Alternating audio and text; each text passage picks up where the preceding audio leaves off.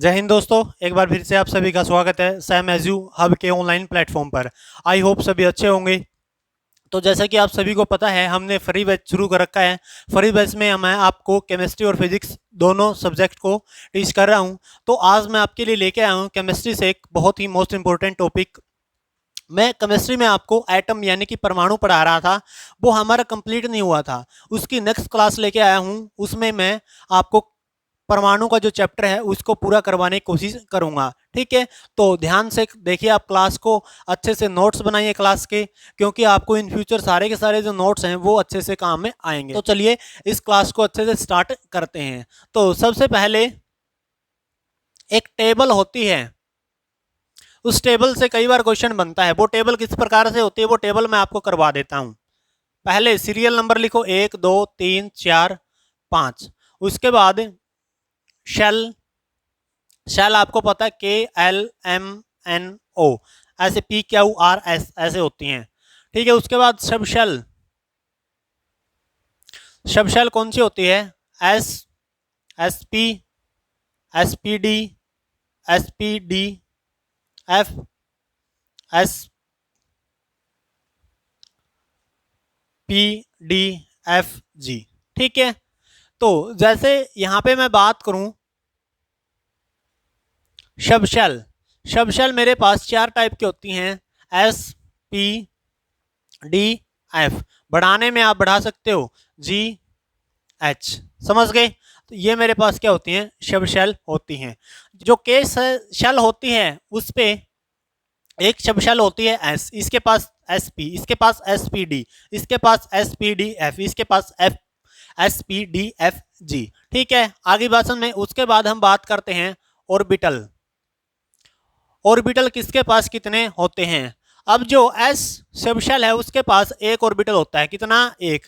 इस पे जो ऑर्बिटल होते हैं वो होते हैं 3, इस पे ऑर्बिटल होते हैं 5, इस पे ऑर्बिटल होते हैं 7, इस पे होते हैं ऑर्बिटल 9 और इस पे होते हैं 11। समझ गए? ये इस प्रकार से हम किसको लिखते हैं? ऑर्बिटल्स को लिखते हैं। तो यहाँ पे ऑर्बिटल्स मेरे पास एक, आगे बात में कितने हैं? एक, यहाँ पे 1+3 कितने? 4। यहाँ पे 1+3+5 कितने हो गए मेरे पास? 5 और 3 8 और 1 9। ठीक है, यहाँ पे 1+3+5+7, यहाँ पे कितने? 16। यहाँ पे 1+3+5+7+9 कितने हुए? यहाँ पे 25। आगे बात में अब उसके बाद नंबर ऑफ इलेक्ट्रॉन पूछ लिया जाता है भी। जो के शेल होती है उसमें कितने इलेक्ट्रॉन होते हैं, कितने ऑर्बिटल होते हैं, कितनी सब शेल होती है। ठीक है, इस हिसाब से आपको इस टेबल के माध्यम से वो आपको क्वेश्चन देगा। ठीक है, तो नंबर ऑफ इलेक्ट्रॉन निकालने का जो फॉर्मूला हम यूज करेंगे वो है ऑर्बिटल वाला। ठीक है, जितने ऑर्बिटल हैं उससे 2 गुने मेरे पास कौन होते हैं? इलेक्ट्रॉन होते हैं। जैसे ऑर्बिटल है 1, तो 2 गुने कितने हो गए? 2। तो 2 क्या हो गए? इलेक्ट्रॉन हो गए। तो ऐसे 1 यहाँ पे 2, 4 का 2 गुना 8, इसका 18, इसका 32, इसका 50। ठीक है, इस हिसाब से हम किसको लिखते हैं? इलेक्ट्रॉन्स को लिखते हैं। भाई जो के वाली शेल है उसको इलेक्ट्रॉन कितने मिलेंगे? 2। एल वाली को कितने मिलेंगे? 8। इसको कितने मिलेंगे? 18। आगे 32 है, आगे 50। आगे बात समझे? इस हिसाब से जो नंबर ऑफ इलेक्ट्रॉन है उनको हम निकालते हैं। अब शेल को हिंदी में बोला जाता है कोश, इसको उपकोश, इसको ऑर्बिटल ही बोला जाता है। क्या बोला जाता है? ऑर्बिटल ही बोला जाता है। आगे बात में तो ये टेबल आपको ध्यान रखनी है। इस टेबल से आपको क्वेश्चन जरूर देखने को मिलेगा, क्योंकि इस टेबल में क्वेश्चन किस हिसाब से बन सकता है? कई टाइप के क्वेश्चन बन सकते हैं। भाई जो एम शेल है उसके अंदर ऑर्बिटल कितने हैं, इलेक्ट्रॉन कितने हैं, सब शेल कितनी हैं। आगे बात में जो पी है वो किस किस में कॉमन है? इसमें, इसमें, इसमें और इसमें कॉमन है। के में वो कॉमन नहीं है। आगे बात में डी किस में कॉमन है, एस किस में कॉमन है। ऐसे बहुत सारे क्वेश्चन इस टेबल से बन सकते हैं। तो आपको ये टेबल याद होनी चाहिए अगर आप केमिस्ट्री में अच्छे स्कोर करना चाहते हो तो। ठीक है, तो उसके बाद हम नेक्स्ट बात करते हैं।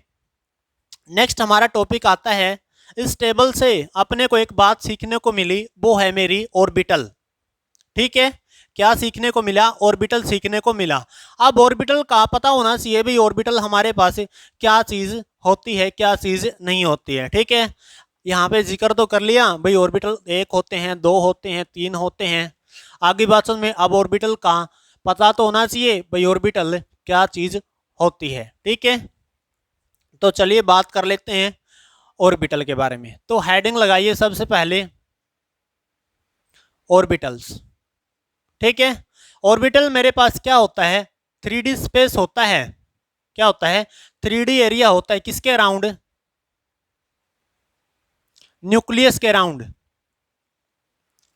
नाभिक के अराउंड। नाभिक के चारों ओर,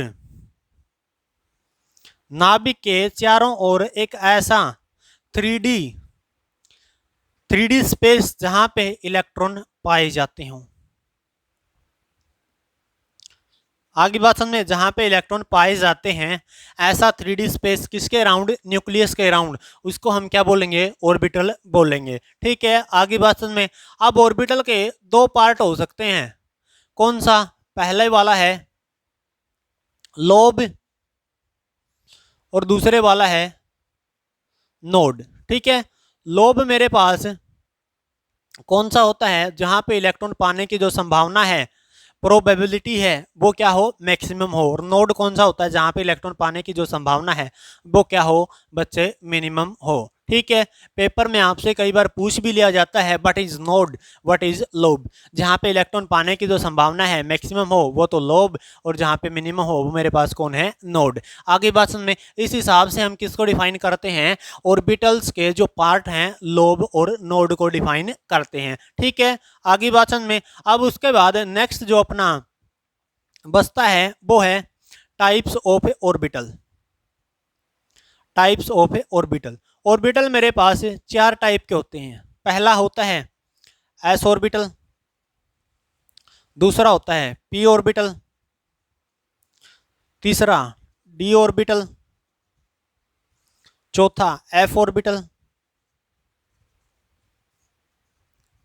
आगे बात समझ में, 4 टाइप के मेरे पास ऑर्बिटल होते हैं। जो ये एस है इसकी जो फुल फॉर्म होती है वो होती है सिंपल, इसकी होती है प्रिंसिपल, इसकी होती है डिफ्यूज्ड, आगे बात समझ में, इसकी होती है फंडामेंटल।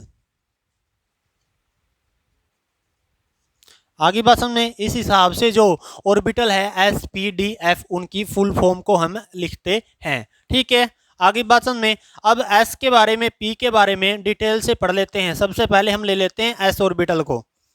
ठीक है, किसको लेंगे? एस ऑर्बिटल को। जो एस ऑर्बिटल है उसको हम कैसे देखेंगे? एस ऑर्बिटल एक ऐसा ऑर्बिटल होता है जिसकी जो शेप है वो सफियर के आकार की होती है। किसके आकार की होती है? सफियर के आकार की होती है। आगे बात समझ में, सफियर में हर जगह इलेक्ट्रॉन पाने की जो संभावना है वो क्या होती है? बराबर। क्या होती है मेरे पास? बराबर होती है। इसका मतलब यहां पे ना तो लोब बन सकते और ना नोड बन सकते। ना तो लोब बनेंगे और ना क्या बनेंगे? नोड बनेंगे। मतलब इलेक्ट्रॉन मिनिमम और मैक्सिमम का यहाँ पे कोई चक्कर नहीं है। हर जगह इलेक्ट्रॉन पाने की जो संभावना है वो मेरे पास क्या है? बराबर है। आगे बात समझ में। अब ओरिएंटेशन, ओरिएंटेशन इसके पास होती है एक। आगे बात समझ में, कितनी ओरिएंटेशन होती है? इसकी एक ओरिएंटेशन होती है। मतलब ओरिएंटेशन का मतलब आप यहाँ पे क्या समझते हो? X axis, Y axis, Z axis आपने देखी है। अब X axis, Y axis, Z axis पे मैं इसकी स्ट्रक्चर को बनाऊं तो एक्स एक्सिस से उस स्ट्रक्चर को देखूं, वाई से देखूं, जेड से देखूं, तो जो सफियर है वो मेरे को हर जगह से क्या दिखेगा? सेम टाइप से दिखेगा। आगे बात समझ में, तो स्ट्रक्चर हर जगह से मेरे को क्या दिखाई दे रही है? वन दिखाई दे रही है। ठीक है, तो जो ओरिएंटेशन है वो मेरे पास कितनी है? वन है। आगे बात समझ में, तो ओरिएंटेशन मेरे पास कितनी है? वन है। अब इसके अंदर ऑर्बिटल कितना होता है? एक। आगे बात समझ में, इस ऑर्बिटल ऐसे जो बॉक्स बना होता है उसको हम क्या बोलेंगे? ऑर्बिटल बोलेंगे। तो इसके पास जो ऑर्बिटल है वो मेरे पास कितना होता है? एक। ओरिएंटेशन के जितने ही मेरे पास क्या होते हैं? बॉक्स होते हैं, ऑर्बिटल होते हैं। अब जो एक ऑर्बिटल है उसमें मैक्सिमम इलेक्ट्रॉन आ सकते हैं 2। कितने इलेक्ट्रॉन आ सकते हैं? 2। तो यहाँ पे 2 इलेक्ट्रॉन भर दो। ठीक है, आगे बात समझ में। तो ये किसके बारे में था, ये एस ऑर्बिटल के बारे में था। ठीक है, उसके बाद डायरेक्शन की बात करते हैं। डायरेक्शन में ये नॉन डायरेक्शनल होता है। ठीक है, इसकी कोई भी डायरेक्शन नहीं होती। जो एस ऑर्बिटल होता है उसकी कोई भी डायरेक्शन नहीं होती, वो डायरेक्शन लेस होता है। आगे बात समझ में। जो पी ऑर्बिटल है, डी ऑर्बिटल है और एफ ऑर्बिटल है उसकी डायरेक्शन होती है, लेकिन मेरे पास जो एस ऑर्बिटल है वो यहाँ पे एक्सेप्शन है, उसकी डायरेक्शन नहीं होती। आगे बात समझ में, उसकी डायरेक्शन नहीं होती। ठीक है, आगे बात समझ में। उसके बाद नेक्स्ट बच्चे बात कर लेते हैं पी ऑर्बिटल की। किसकी बात करेंगे, पी ऑर्बिटल की। तो सभी पैरामीटर को एक बार मिटा देता हूं, इसी में मैं इस चीज का काम चलाऊंगा। तो यहां पे मिटा के क्या लिख दो, पी ऑर्बिटल। ठीक है, कौन सा, पी ऑर्बिटल। जो पी ऑर्बिटल है वो मेरे पास डंबल शेप का होता है। कौन सी shape, dumbbell shape. Dumbbell shape को कैसे बनाओगे, ऐसे। ठीक है, ये कौन सी शेप होती है मेरे पास, डंबल शेप होती है। ठीक है, आगे बात समझ में। इसमें नोड भी बनेगा और लोब भी बनेगा। अब जो ये ऊपर वाले हैं ये तो मेरे पास कौन है, लोब है। ये बीच में है, ये मेरे पास कौन सा है, नोड है। ठीक है, आगे बात समझ में। इस हिसाब से हम क्या करते हैं, नोड और लोब को इन केस ऑफ पी में डिफाइन करते हैं। ठीक है, आगे बात समझ में। अब उसके बाद नेक्स्ट मेरे पास आता है इसकी ओरिएंटेशन।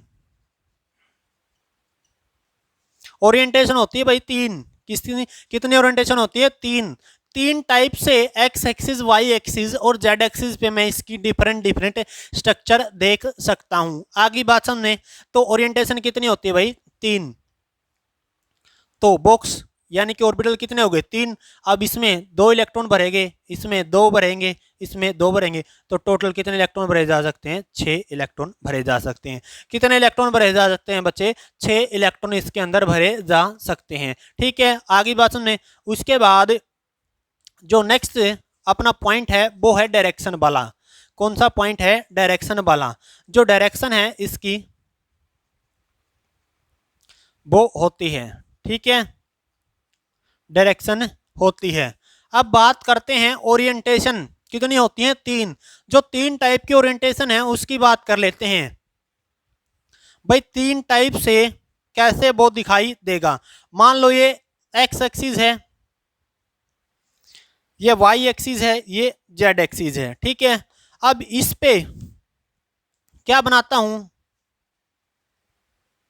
ये बनाता हूं, तो ये है मेरे पास पी एक्स। अब यहाँ पे ये बनेगा तो इसका नाम चेंज हो जाएगा पी वाई, क्योंकि ये किसके एक्सिस पे है, वाई एक्सिस पे। ये किस पे है, एक्स एक्सिस पे। अब इस पे बनाएंगे तो ये हो जाएगा पी जेड।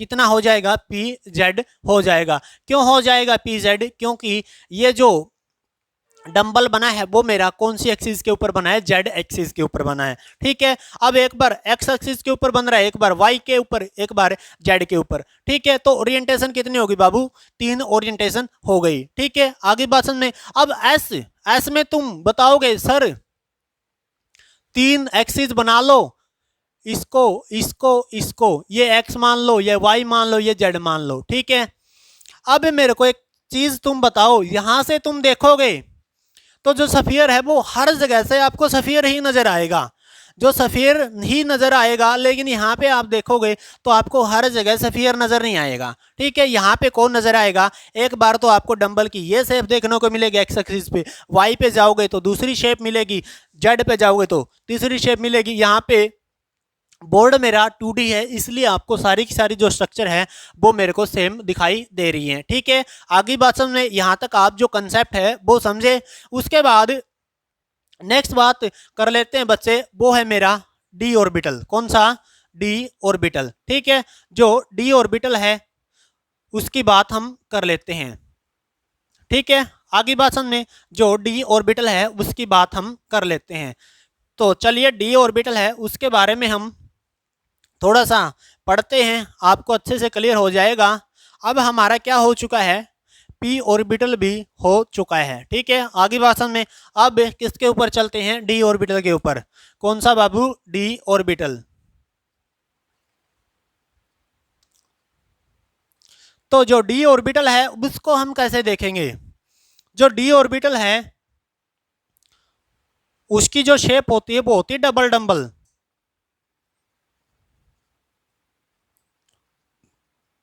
कौन सी, डबल डंबल शेप होती है। ठीक है, दो टाइप के डंबल होते हैं, आगे समझ में।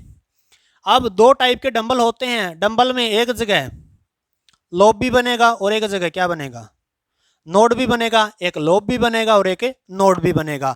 अब लोब कौन सा बनता है और नोड कौन सा बनता है, ये वाले ये वाले ये वाले ये वाले, ये क्या बनते हैं बाबू, ये बनते हैं लोब। आगे बात में क्या बनते हैं, लोब बनते हैं। अब जो नोड है वो बीच में बनेगा, जहां पे इलेक्ट्रॉन पाने की जो संभावना है वो मेरे पास क्या हो, कम हो। ठीक है, मिनिमम हो।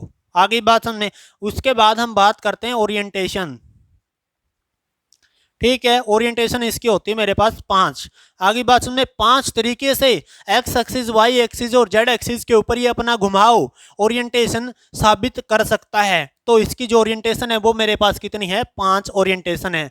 तो बना दो भाई, 5 बॉक्स बना दो, 1 2 3 4 और एक 5। इसमें इलेक्ट्रॉन कितने आ सकते हैं, 2, इसमें भी 2, इसमें भी 2, इसमें भी 2, इसमें भी 2। तो टोटल 10 इलेक्ट्रॉन इसके अंदर आ सकते हैं। ठीक है, पी में कितने आ सकते थे, 6 इलेक्ट्रॉन आ सकते थे, लेकिन इसमें कितने आ सकते हैं, 10 इलेक्ट्रॉन आ सकते हैं। ठीक है, आगे भाषण में उसके बाद बात कर लेते हैं डायरेक्शन की। डायरेक्शन इसकी होती है, डायरेक्शन होती है। ठीक है, आगे भाषण में अब जो शेप है, ओरिएंटेशन है, उसको हम कैसे देखेंगे।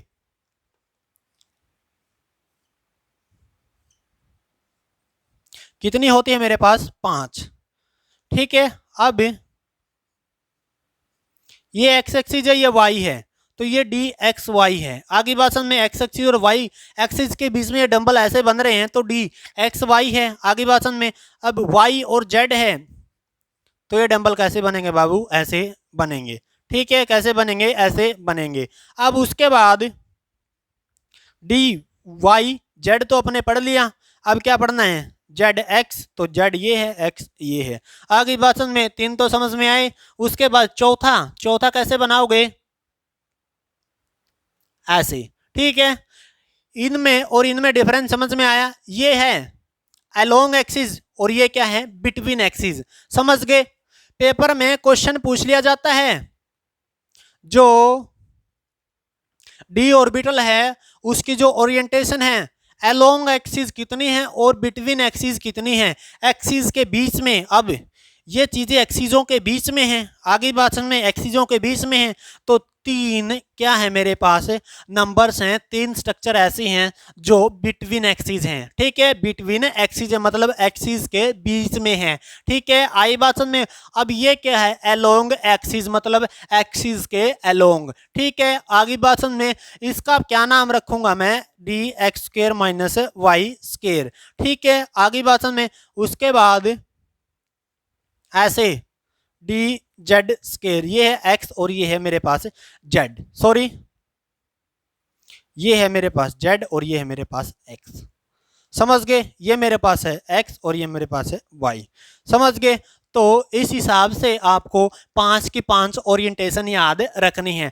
पेपर में आपसे इनके नाम ही पूछेगा। ठीक है, बच्चे पजल हो जाते हैं किसका क्या नाम होता है, तो आपको मोस्टली नाम याद होने से किसका कौन सा नाम होता है। ठीक है, आई बात समझे। उसके बाद अपने यहाँ पे खत्म होता है डी ऑर्बिटल। कौन सा खत्म होता है बाबू, डी ऑर्बिटल। अब हम बात करेंगे किसकी, एफ ऑर्बिटल की। किसकी बात करेंगे, एफ ऑर्बिटल की बात करेंगे।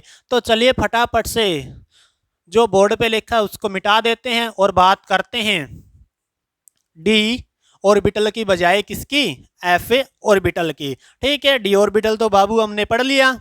ठीक है, डी ऑर्बिटल तो बच्चे हमने पढ़ लिया, लेकिन जो एफ ऑर्बिटल है वो बाकी है। तो चलिए एफ की बात कर लेते हैं। तो एफ ऑर्बिटल कौन सा बाबू, एफ ऑर्बिटल। ठीक है, एफ ऑर्बिटल। अब जो ये एफ ऑर्बिटल है इसको आप कैसे बताओगे, ट्रिपल डंबल शेप होती है इसकी, ट्रिपल डंबल शेप होती है इसकी। कैसी शेप होती है ट्रिपल डंबल? ट्रिपल डंबल कैसे? ऐसे। ट्रिपल डंबल शेप किसकी होती है मेरे पास? एफ ऑर्बिटल की जो शेप होती है वो मेरे पास कौन सी होती है? Triple dumbbell. ओरिएंटेशन बाबू कितनी होती है? ओरिएंटेशन होती है 7। ओरिएंटेशन 7 होगी, 1 2 3 4 5 6, ठीक है। इसमें 2, इसमें 2, इसमें 2, इसमें 2, इसमें 2, इसमें 2, इसमें 2, तो 14 इलेक्ट्रॉन इसके पास होते हैं, ठीक है। मैक्सिमम 14 इलेक्ट्रॉन होते हैं। डायरेक्शन, हाँ जी होती है, तो डायरेक्शन इसकी होती है। आगे बात समझ में। तो ओरिएंटेशन कितनी है? 7 है। आपको पढ़ने की जरूरत नहीं है, खुश हो गए भाई, ठीक है। यहाँ पे जो ओरिएंटेशन है वो पढ़ने की जरूरत नहीं है, क्योंकि आपके लेवल से अपर चला जाएगा जो इसकी स्ट्रक्चर है, इसकी ओरिएंटेशन है वो वाला पार्ट, ठीक है। आगे बात समझ में। तो इस टाइप से हम किसको बताते हैं? ऑर्बिटल को बताते हैं, ठीक है। आया ऑर्बिटल का कंसेप्ट समझ में। उसके बाद मैं आपको करवाता हूं 3 प्रिंसिपल, 3 प्रिंसिपल करवाता हूं, ठीक है। 3 प्रिंसिपल करवाता हूं जो आपके बहुत ही काम आएंगे।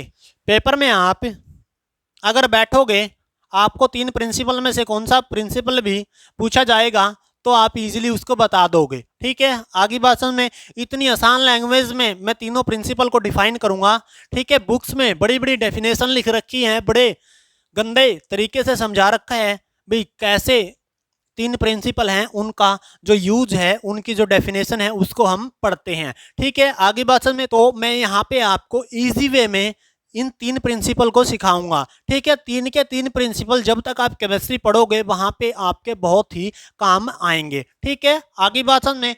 तो चलिए बात करते हैं 3 principal.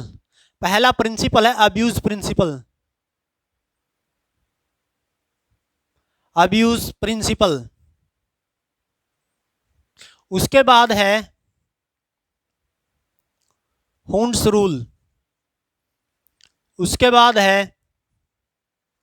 Pauli principle, Pauli exclusive principal.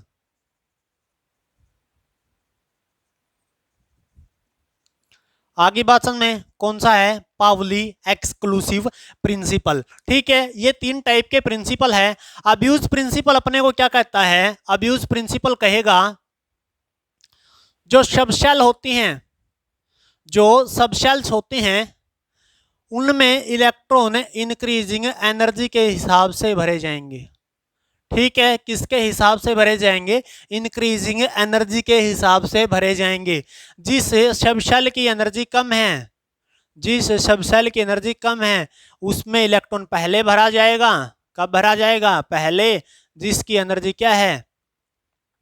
Subshell की ज्यादा है उसमें इलेक्ट्रॉन बाद में भरा जाएगा, ठीक है। इंक्रीजिंग एनर्जी के हिसाब से क्या भरे जाएंगे बाबू? इलेक्ट्रॉन भरे जाएंगे। किसके अंदर? सबशेल के अंदर। आगे बात में। तो ये अपने को कौन कहता है? अब्यूज प्रिंसिपल कहता है, ठीक है। अब्यूज प्रिंसिपल अपने को क्या कहता है? सबशेल के अंदर इलेक्ट्रॉन हम इंक्रीजिंग एनर्जी के हिसाब से भरेंगे, ठीक है। उसके बाद हम पढ़ लेते हैं पाउली एक्सक्लूसिव प्रिंसिपल। अभी मैंने पढ़ाया एस में ऑर्बिटल कितने होते हैं? 1। पी में कितने होते हैं मेरे पास?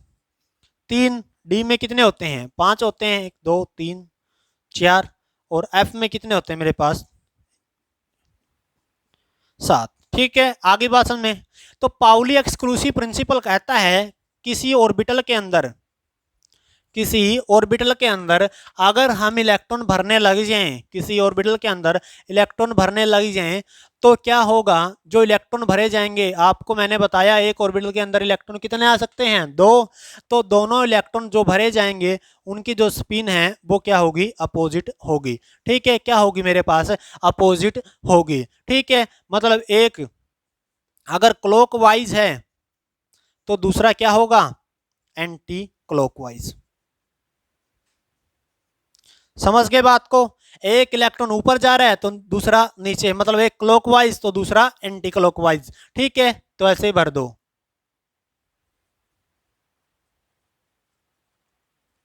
ये बात किसने बताई? पाउली एक्सक्लूसिव प्रिंसिपल ने, ठीक है। आगे बात समझ। मतलब हम इनको बोल सकते हैं पेयरिंग के अंदर इलेक्ट्रॉन की अपोजिट स्पिन होगी। क्या होगी? अपोजिट स्पिन होगी। ठीक है, हम पेयरिंग करेंगे तो उसके अंदर अपोजिट स्पिन होगी किसकी? इलेक्ट्रॉन की। आगे बात समझ में। उसके बाद अपने को लास्ट एंड फाइनल प्रिंसिपल जिसका नाम है हुंस रूल या हुंस प्रिंसिपल, एक ही बात है भाई। ये अपने को क्या कहता है? ये कहता है अगर ऑर्बिटल्स एक से ज्यादा हो, जैसे 3, 5 हो, या एफ वाला केस ले लें 7 हो, ठीक है, इनमें इलेक्ट्रॉन की पेयरिंग तब तक नहीं होगी, इलेक्ट्रॉन की जो पेयरिंग है वो तब तक नहीं होगी, तब तक हर एक ऑर्बिटल में एक एक इलेक्ट्रॉन ना आ जाए। समझ गए? आगे बात समझ में। ये अपने को क्या कहता है कि ऑर्बिटल है मेरे पास एक से ज्यादा, उनमें मेरे को पेयरिंग करवानी है। पेयरिंग करवाने के लिए सबसे मोस्ट रूल क्या है भाई? सब में एक एक इलेक्ट्रॉन होना जरूरी है, तभी पेयरिंग क्या होगी बच्चे? स्टार्ट होगी। ठीक है, आगे बात समझ में। कई ऐसे कर देते हैं, ये गलत है, क्योंकि यहाँ पे खाली है। ठीक है, खाली नहीं छोड़ना है, पहले सारे के सारे जो ऑर्बिटल हैं उनके अंदर एक एक इलेक्ट्रॉन भरो।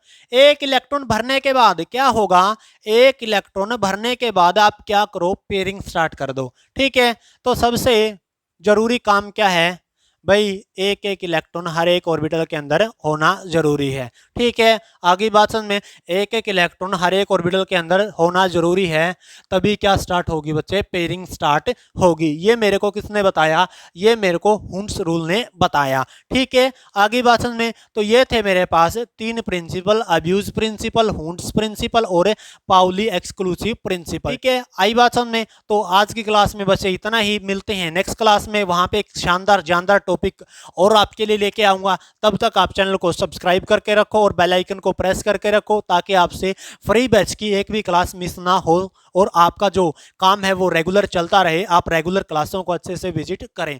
थैंक यू, नमस्कार।